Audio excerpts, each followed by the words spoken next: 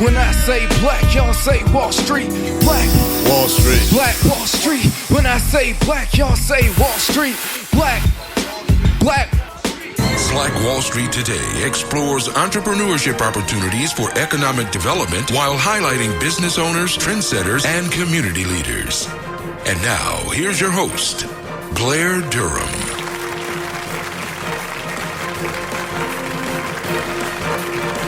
Greetings, good afternoon, and welcome to Black Wall Street Today. I am your host, Blair Durham, and thank you so much for tuning in. I invite you to follow us on Facebook and Instagram at Black Wall Street Today and join the conversation between shows each week.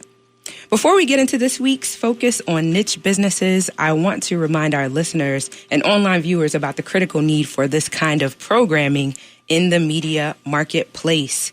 Last week, during our inaugural show with franchise owner and market leader, Mr. Gilbert Bland, and founder of Tally and Twine, Mr. Randy Williams, I enumerated 7 reasons why we exist.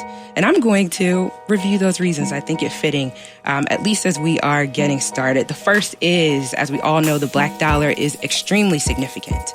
It is significant nationwide, it's significant right here in Hampton Roads.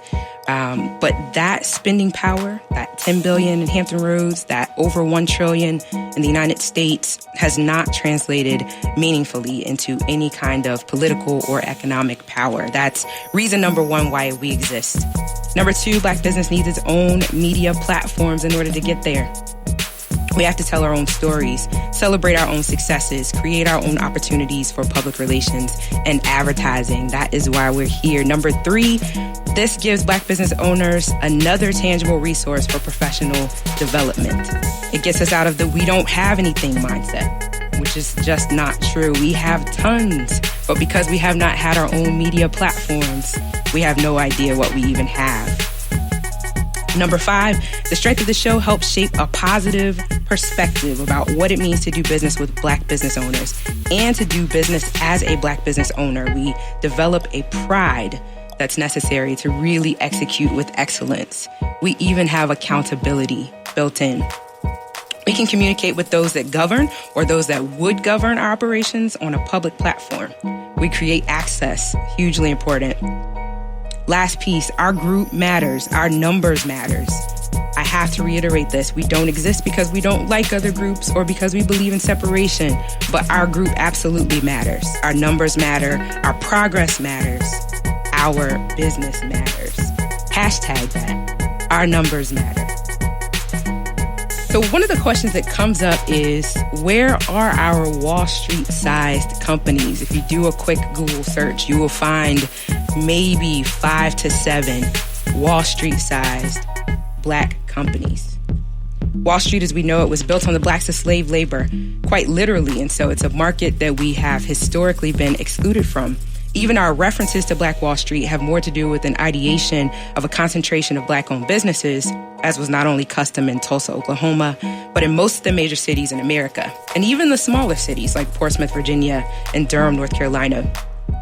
We don't even know what it would look like to have media space that influences the day-to-day operations of big Black business, like that of mainstream Wall Street in our community.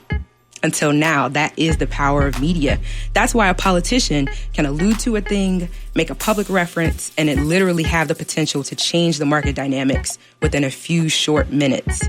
Again, that's the power of media, and that's the power of becoming a publicly traded company. In fact, that's what Kathy Hughes, who became the owner of Radio One, now Urban One, must have understood back in 1980 when she purchased an underperforming radio station out of Washington, D.C., for a little under $1 million. And in 1999, when that company went public, she became the very first Black woman to own a publicly traded company. The company's initial public offering was 6.5 million shares at $24 per share. 1999, that just happened. Now, Urban One is a sizable media conglomerate with over 50 radio stations across the country, syndicating a wide array of national talent. Obviously, not doing terribly in the television market either, with the success and popularity of TV One. Of course, this is not really the traditional narrative for our businesses. And that's our subject matter for today. Most of what we do falls under the made away category. Because we lack capitalization due to the apparent wealth gap, the subsequent credit gap, and ultimately the trust gap, only 4% of the over 2.5 million companies that we own even have one other employee. I mentioned last week that we don't compete in the larger markets. We simply can't. Much of what we create are niche businesses. And those businesses do experience a modicum of financial success, even if they never reach the heights of a Kathy Hughes, an Urban One. Hashtag our numbers matter. With that, I have the pleasure of introducing my first guest today to help us deepen the conversation about niche businesses. She is a consummate brand strategist and designer. She is the owner of Brand Smash Studio and co-creator of the Boss Life Society. For the past 10 years, she's operated a niche business that helps other niche businesses, specifically creative entrepreneurs, confidently sell what they do by building and designing brands that people fall in love with. With a strong belief in helping others to dream big, she also works with women of color to create authentic, profitable businesses that they can pursue full time. She frequently speaks at many industry events and also consults with premier studios and large businesses along the East Coast on topics of brand strategy and storytelling. Moreover, Deanna is an avid volunteer in the community and sits on the boards of 2 Hampton Roads-based nonprofits. I am super excited to introduce Miss Deanna Lindsay Lewis. Welcome to the show, Deanna. Thank you so much. I'm so glad to be here. We are delighted to have you. You are, in fact, one of my favorite leading ladies. I just need you to share kind of how you got into entrepreneurship and why you developed your brand in the way that you've done. Wow. So I got into entrepreneurship, I would say, out of necessity. So right out of college, I actually graduated with a degree in interior architecture. Okay. And I came back to Hampton Roads, and there really were no opportunities here. I even tried volunteering at architecture firms, and no one was kind of biting. So I had a new family, and I just really needed to create my own thing, to survive, basically. So that's really how I happened into entrepreneurship. Yeah, so not really on purpose, Not right? on purpose. Not on purpose, more out of necessity. Yeah. Okay, so talk a little bit about Brand Smash. How did it become the niche business that it is? I think after years of branding and marketing and working specifically with creatives, I realized that I really spoke their language and understood them in ways that other people didn't. So Brand Smash is more or less my baby, where I get to dream and just work with the people that fuel my soul and do the work that makes me happy. So I'm able to work with creatives to help them build the businesses that they like in full time. And I think that with creatives, we also get this, when you think creative, you think unorganized. There are all these stigmas that come with creatives, and that's just not true. So, and a lot of people also think that there's a cap on how much money you can make as well when you're dealing in creative businesses. And I'm really just here to break all of those stigmas and show that that's not true as well. So give us just, if you would, a profile of kind of your ideal client. So when you say creatives, maybe just explicate that a little for our listeners. Okay, so creatives, I think that's it's a pretty broad subject. Sure. But as far as who I like to work with, that could be anyone from creative consultants and coaches. And now as that arena is expanding, that could be life coaches, that could be money coaches. I mean, there's every type of coach that you can create now for life.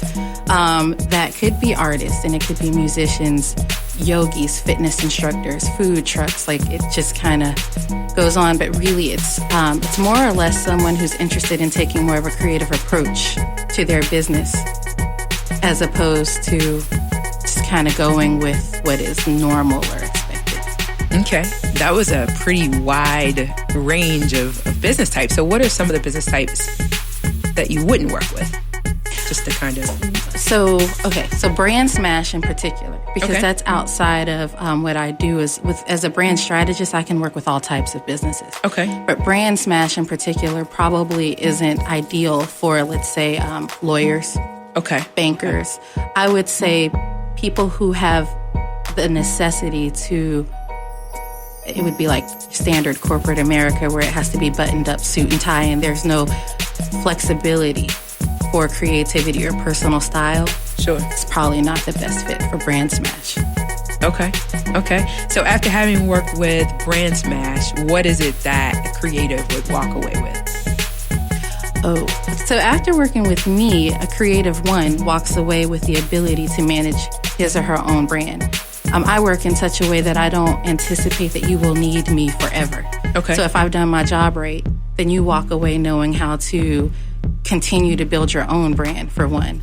But two, you should also walk away with the ability to, if you're managing your brand part-time while working a full-time job, you should pretty much expect that you should be able to walk into your business full-time. Wow. Pretty shortly after working with me, and that's typically what happens, and that's typically the goal. That's significant because the numbers don't necessarily demonstrate that most of us that own businesses are working the businesses full-time. Right. So if you're saying that, upon kind of really working with Brand Smash, that's huge. I think that most people, once they find me, are already maybe on the cusp of wanting to leave a full-time job and either just don't believe they can, they may lack the confidence, but once you start to get into building your brand, that confidence just comes naturally, and I think it's just a natural progression to just step into their jobs full-time, or their businesses full-time, rather. Yep. You actually alluded to one of the questions that I had, which is the fact that a lot of our business kind of emerges from that heart place. We really want to get in and help other people. Right. We've identified a need, and it has a lot to do with how we can assist someone else. Right. And then sometimes we may not even necessarily be in a position to prioritize profit at that point. We're really focused on just how we can help. What portion of what you do would you say kind of emanates from that feel-good space? Everything that I do emanates from a feel-good space. So I usually start with discovery. If it doesn't feel good, then I don't even take the client. Wow. Right. I believe that if you're really operating from a place of passion and love, then the money will follow. It's not necessarily something you need to chase. It happens when you're doing what you're supposed to be doing and you're in the right place. Money is just something that is going to come along with it. And I truly believe that. Couldn't agree with you more. And so does that kind of feel good first modality, you wouldn't say it impacts your ability to provide a service then? No, absolutely not. Yeah. If anything, it's more of an advantage for my ability to provide a service. Sure. It's never okay to work with someone who's not a good fit because it ends up being a nightmare client. And a nightmare client will make you want to quit your business, and you can't afford to do that. You have to be in a place where you want to go to work every day and you want to provide for your family. So you always want to work with people who are a good fit because then they make you love what you do. And that is the fuel that keeps you doing it every day. I love it. I think true words haven't been spoken.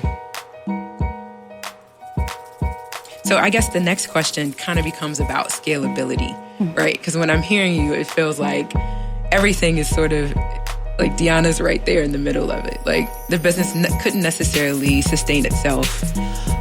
No. Well, so that just depends on how you want to build your business. Now, me personally, I am starting to venture more into passive income. Okay. So setting up passive income streams is definitely a way that someone would scale a niche business. Obviously, you can create a team. There are lots of ways to do that. But I also think that just is whether or not you want to be someone who leads a team. Right. Sometimes if freedom is what you're looking for in your business, a team doesn't always grant you the freedom you think that you have. Sure. I think that where it is right now is passive income.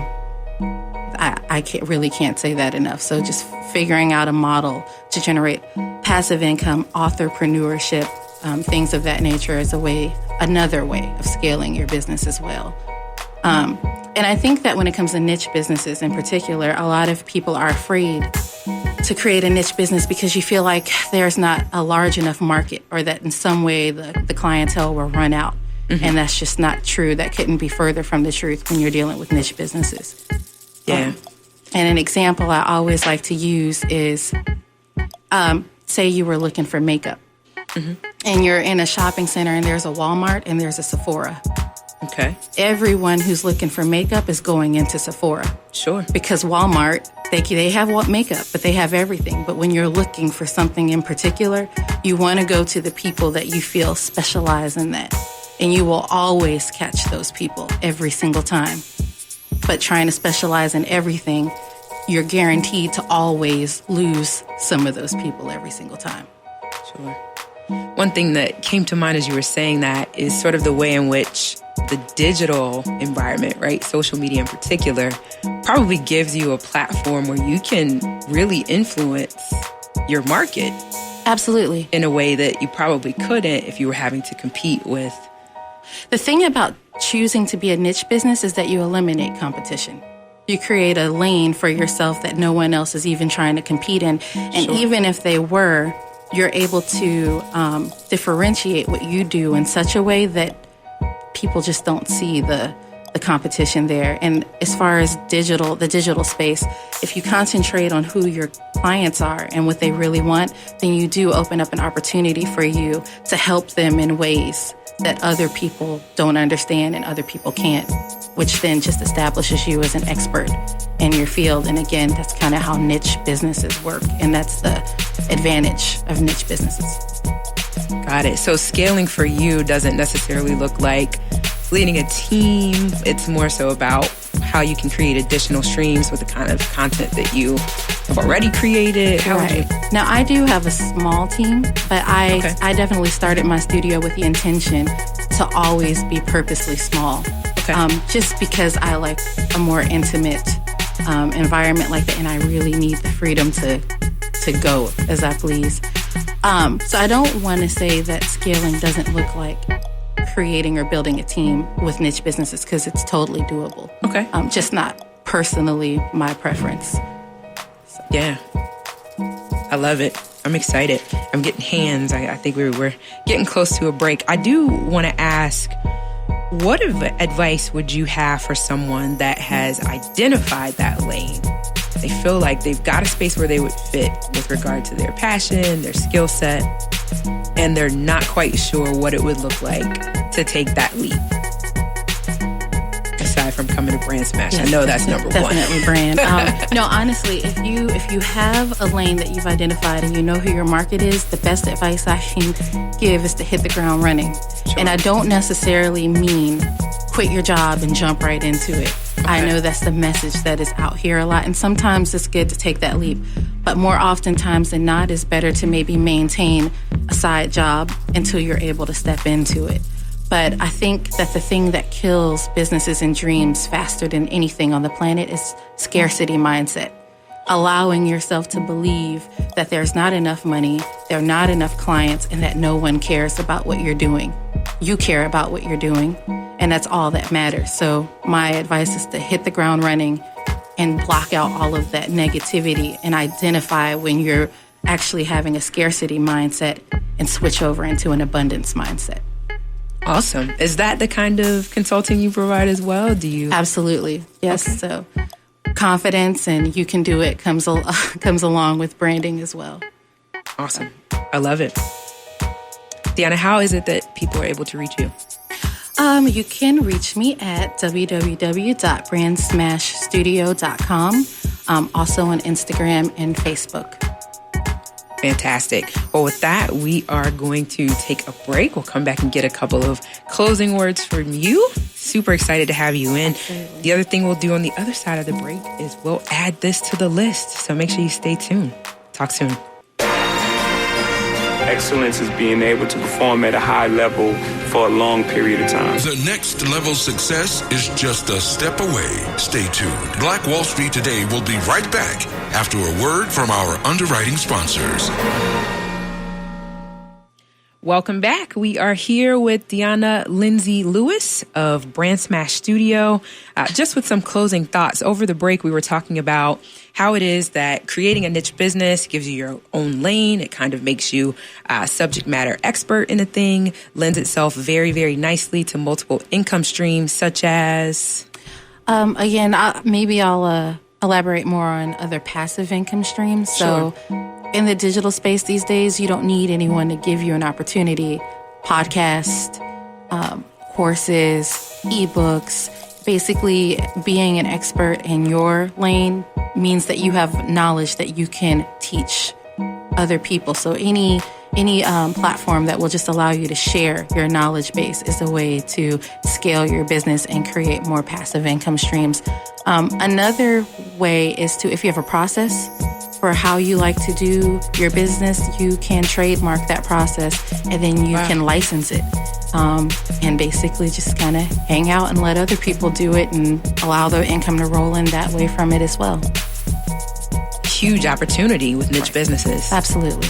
I love it. Deanna, thank you so much for being here today. Thank you so much for having me. I've enjoyed our time. I hope you'll come back and chat with us more in the future. Absolutely. Thank you so much. Thank you.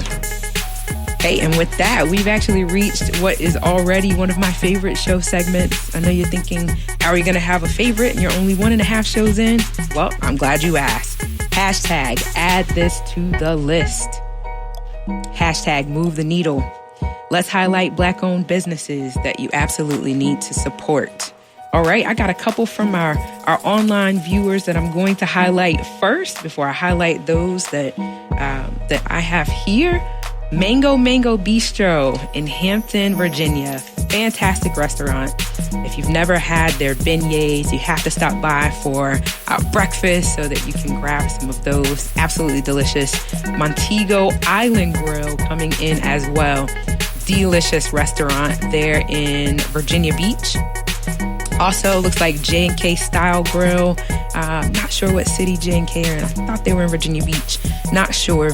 But I've got a couple here as well that you can tap into no matter where you are, where you're listening from. True Laundry Detergent. I saw this circulating on social media probably 2 years ago. Available on Amazon.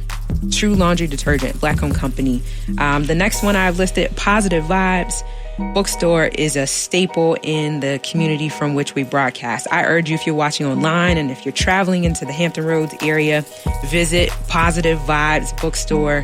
The owner there carries arguably the largest selection of books, movies, art, clothing, and resources pertinent to our community and culture, and has had some serious longevity as well. I've been there upwards of 21, 22 years, I'm thinking. Last one, and I'll stop here because I got some flack from production about giving away the farm in our first show, but I'm so passionate about supporting our businesses. You know how every now and again we have to take those pesky driver improvement courses after we've gotten another speeding ticket or some moving violation? Check out Limitless Training Opportunities and Latrey Myrick for that need. So not only does she offer driver improvement, she also offers first aid and CPR certification courses as well. All right, hashtag add this to the list. As you're finding out about new companies, new ideas, please use the hashtag on social media, hashtag Black Wall Street Today, hashtag add this to the list, and I will most certainly feature it here. Hey, I am so excited about my second guest for today.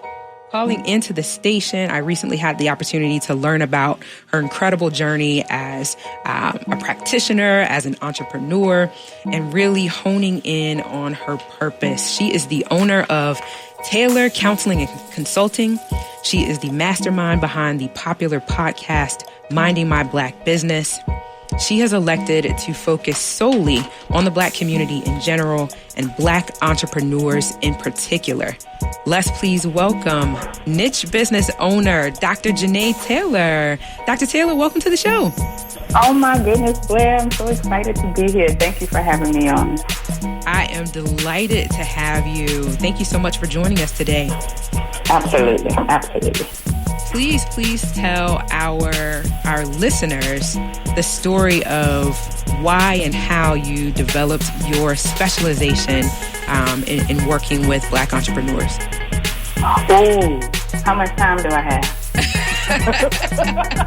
Hey, this is organic. Go for it. Take all the time that you need. So, the origin of Minding My Black Business, that story is both personal and professional. So I, in addition to working exclusively with the Black community as it relates to mental health issues, in addition to being focused on the emotional well-being of Black entrepreneurs, I also have a private practice here in Virginia Beach, where I do some individual therapy, some couples, some family. And so what was happening as I was building up my private practice, particularly being really focused on the mental health of our community, is that it was something very different from other private practices in the area. And so when it came to issues like marketing, or how do I make connections, or how do I reach my audience, what sorts of things make sense to do, I was having to sort of figure that out and navigate that and create the blueprint, really. And so that part was a little isolating as a business owner.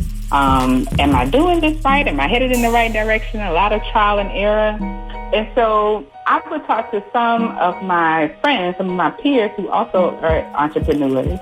But there still was that piece around, what do you do when you are really, really focused in on a particular community? How does that look different if you're, versus casting your net maybe a little wider?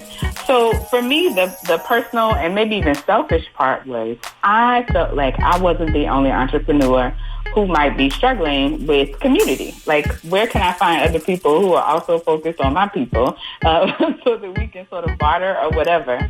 So that's one the part. niche, okay? Yes. So that's the niche. And then the other part was connected to, that part is building a business in general is really stressful. It is so stressful.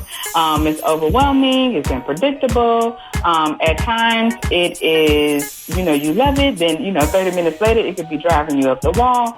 So then I thought about, I wonder what's happening in terms of the emotional well-being of entrepreneurs. So not just those who are looking for community, but are there even spaces for Black entrepreneurs to have those kinds of stories and to feel like that is being validated? Or if they even need to seek therapy, are there therapists out there doing that work? And so it was really a combination of the things that I'm so much interested in, as well as my own personal needs, really, that landed us to Minding My Black Business.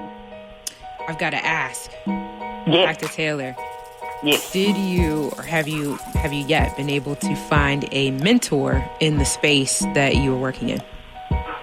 Oh, that's such a great question. So, I have found mentors in, I don't think that there's just one person. Okay. So that's the first thing. Because when it comes to my mental health training, I have a few mentors that I could call up or go stop by the house or whatever I needed to do. When it comes to business building, so that's probably my newest thing. There are some people that I definitely look up to and interact with, and I haven't had that formal conversation around will you be my mentor. But there are definitely some people that I aspire to and are very much paying attention to. So that's something that's in progress. But yeah, so given the different areas, there's definitely one part where those people are solid, and then the business arena, I'm still working on that. Okay, awesome. And I love how just kind of watching you unfold, right? So you started with the practice. Now you've developed this online community. You've got the podcast going. You're hosting a mastermind group. So it seems like you kind of follow the model that we just spoke about with our previous guest of finding that niche. And then, from there, kind of multiple streams of opportunity or multiple streams of income are built right into you now being the expert in this space. There were so many golden gems that she was dropping. Wasn't she dropping them? Wow. I was like, come on, yes, ma'am. So, I think that is how you really sort of dig your heels in and really truly get to enjoy the passion that you have about the service that you're providing to the community. So I'm trying to do that. I'm trying to figure out all ways that people can access this information, these resources. Sure. One thing might work better for another. So I'm doing, the best I can to be like, hey, we're here, we got your back, kind of thing. And what would you say the response has been to your niche? Oh my goodness. People have been so warm and so kind and so giving and supportive, even if that means just a response to a post or a like or a retweet. Mm-hmm. People have called up or sent me a text message. People have attended an event because we also had our first community event this past summer. Wow. And so I have just been, there have been definitely several jaw drop moments. So I'm like, whoa, look at this. So the community has been nothing but supportive, which makes me want to even, buckle down and get this thing out there. Yes. Such a sorely needed space that you are filling. We're glad to have you, for sure. Thank you so much. I appreciate that. So what's on the horizon in the way of content creation for Dr. Janae Taylor? Oh my goodness, Blair. So, this fall I am really focusing on me. So this is another important key thing for entrepreneurs, particularly as Black entrepreneurs, is I'm really dedicating the fall to mind my Black business. And so what I mean by that is to sort of nurture my own personal and professional needs. So I'll be doing some writing. I also will be, doing some retreat stuff where I can just sort of block out all the extra stuff and get some projects off the ground. There are several books that I want to read. So I'm really going to hunker down between now and the end of the year to get some more products out. Because in the next year, what I want to do is do the mastermind again. It's ongoing right now. We're almost done, which is crazy. We have 2 more weeks left, and it has been such a fulfilling experience for me. And I think the participants are enjoying themselves as well. So I definitely want to do that again coming up in 2019. Ideally, if time and budget were not a factor, we will be ushering in a retreat in the summertime. I'm going to put that energy out there. Whoever has pockets that overflow, if you want to, So we could definitely benefit from a retreat. Right. Because I think the idea of just having everybody in one room, under one roof, just sort of sharing our stories, talking about ways we can get over our emotional hurdles, ways we can collaborate with each other and support just does so much for the spirit and for the pocket. So I'm trying to do that. But yeah, a lot of writing, a lot of focusing, a lot of making sure I'm staying on the track that I want to be on, so that we can be just as productive in 2019. Oh, and more podcast episodes. More podcasts. Okay. So here's a question I have for you. I can imagine that given the breadth of entrepreneurs that you are in conversation with on a regular basis, there are probably still some common themes, some common sort of areas for exploration, or even some common maybe best self-care practices that you share with them. If you had to give us 5 right now, here on the spot, what would you say are some of the things that you routinely advise Black entrepreneurs to do or to become in their process of being entrepreneurs? Oh my goodness, that's such a rich question. So thank you for asking that. The first thing I would say is community. We all need it. No one is above that. Or no one should suffer in silence, because it can sort of feel that way if you're, carrying the burden of business building alone. So make sure that you find your community, and that can be both, in person as well as digital, maybe even a combination of those two. So, here in Hampton Roads, we have the benefit of having the Black Chamber of Commerce. That's such a great resource where people can find all other entrepreneurs We also have a digital space in terms of a Facebook group as well as our social media platforms. So community would be the first thing that I would suggest for people. Community. It does. Okay. Yeah. And I'm reiterating for the benefit of our Facebook viewers who can't hear you at the moment. So the number one thing is find a community. Okay. Yes. Number one thing is find a community. Don't do this by yourself. Don't even try it. So the second thing that I would recommend is that you get some sleep. Okay, because the amount of times that I hear entrepreneurs, sacrificing that sleep, operating on 3 to 5 hours, when really you should be anywhere between 8 to 10. It's incredible, right?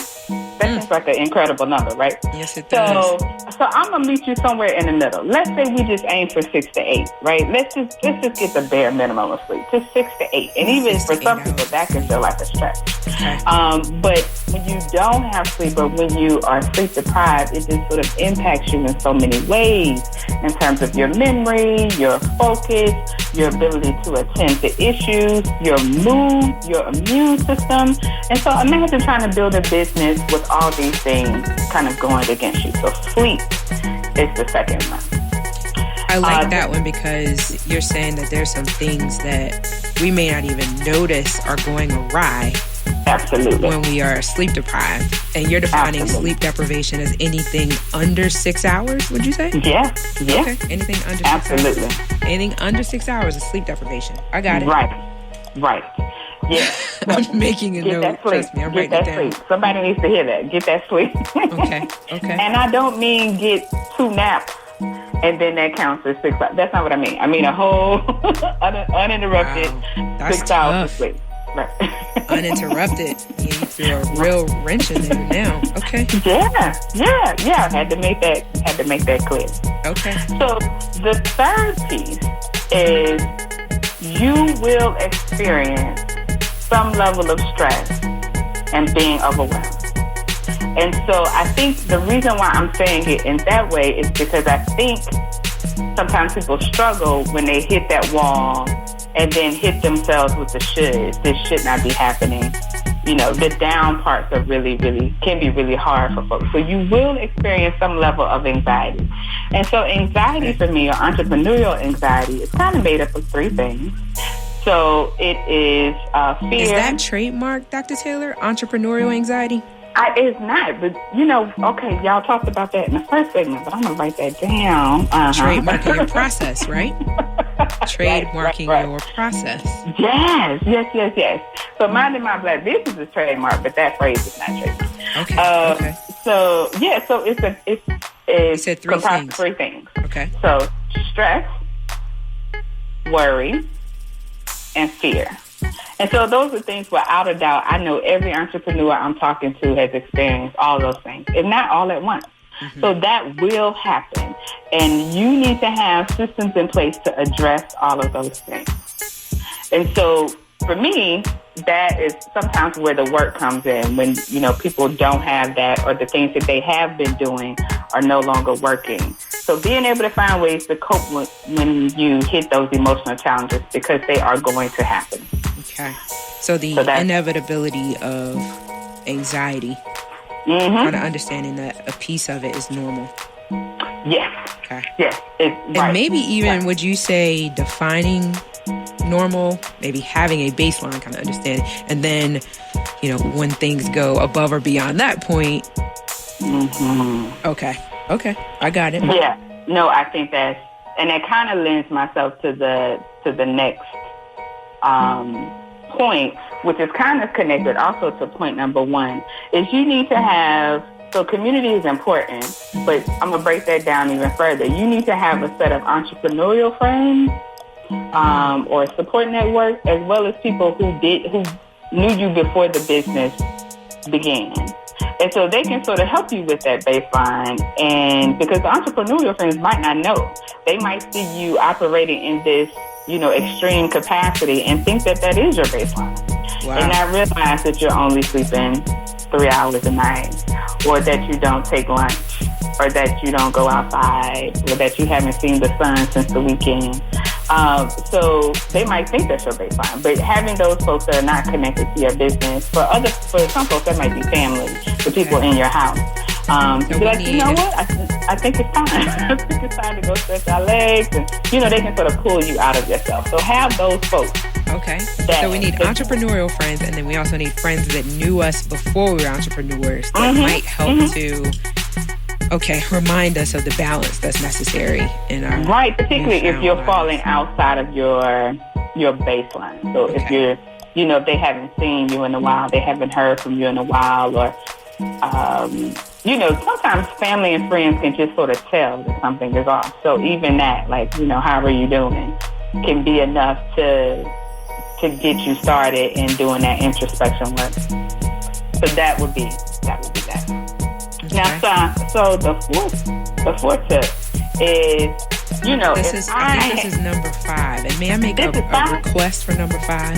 Yep, we had community, sleep, understanding that a level of anxiety and stress is normal. 4 was having friends that knew you before. My request for number 5 is, because these all sound like things that pertain to all entrepreneurs. Right. Could you give us a tip that pertains specifically to entrepreneurs in our community that's in line with sort of the niche that you have created? Yeah. Oh my goodness. So actually, so all these things that I've said before are important for all entrepreneurs. Yes. But they are definitely more important for us in a lot of nuanced ways. And so let me explain what I mean by that. Okay. Is that, so oftentimes we find that Black entrepreneurs don't have as much access to capital. So we're doing all these things, whether that means robbing Peter to pay Paul, or, working sort of extra late at the 9 to 5 so that I can do my side job. So I'm saying all these things sort of impact sleep, impact the ability to connect with others, impact your mood, because we're finding ourselves in this sort of systemic way that we're sort of being left out, or there's a gap between us and where other entrepreneurs who are in the majority culture might not sort of find those hurdles. So community is also something that's core to our culture. So whether you're an entrepreneur, whether you're a teacher, a physician, whatever. So in our community, being able to be interdependent, and we are sort of, thinking about the larger picture constantly, that's also important. Why community is important. So all these things are also connected to, as a Black entrepreneur, this is why I need you to do those things. I also think it's important to the 5th one, and this is connected to your request, is that you have boundaries. And so while that might seem like that's something important for all entrepreneurs, and it is, yes. Oftentimes Black entrepreneurs find themselves being one of few in rooms that maybe we weren't in 5, 10, 20, 50 years ago. Okay. And so in that way, the Black entrepreneur can find themselves doing a few things, feeling like they have to represent all of us, or maybe being more amenable than they want to be, or having to, take some extra steps to either assuage or smooth out maybe some of the prickliness they're feeling from other people who are uncertain about, what we have to offer. Yes. So in a lot of ways, you have to take care, in all of the ways, you have to take care of yourself. So being able to draw those boundaries. So if you're trying to build your business along with having to prove yourself as a human being and as an entrepreneur, when you get home, you're completely exhausted, which is why all those other 4 things are really important. Yeah. So being able to create some boundaries, because there are some ways in which you will be tried, particularly as a Black entrepreneur, is so very important, because that's going to help sustain you. That's going to help. That's going to help you do all these other things that are in that list as well. So having a solid set of boundaries is important to all of our Black entrepreneurs. Dr. Taylor, listeners, we're going to take a quick break. When we get back, we're going to finish up here, and then I'm also going to talk about a legacy project whereby a business owner can win a few $1,000s before the end of the year. We'll be right back. The biggest financial asset that you have going for you by miles is the value of your own earning power over the years. If you fail to plan, you're planning to fail. More important business insights are on the way. Stay locked in. Black Wall Street Today will be right back after these messages. And we're back. We're going to finish up with Dr. Taylor. How are you, Dr. Taylor? You still there? I sure am. I am here. Great. Listen, I have one final question for you as we wrap up. We literally have like 30 seconds. I noticed that when we talked about community, right, you said that the online community is a thing. Is it really a thing? Is what we do in the digital space, does it serve a protective factor in terms of being a Black entrepreneur? Or do we really need, face-to-face? What would you say?